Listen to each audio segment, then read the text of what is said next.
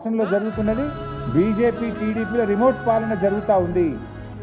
ఇలా ఇదే రేవంత్ రెడ్డి నిన్నగాక మొన్న ఏం మాట్లాడిండు, బనకచెర్లపై మీటింగ్ పెడితే కలిసేదే లేదు, ఢిల్లీ మీటింగ్ను బైకాట్ చేస్తా అని లీకులు ఇచ్చిన రేవంత్ రెడ్డి ఇలా పరుగున ఢిల్లీకి పరిగెత్తాడు.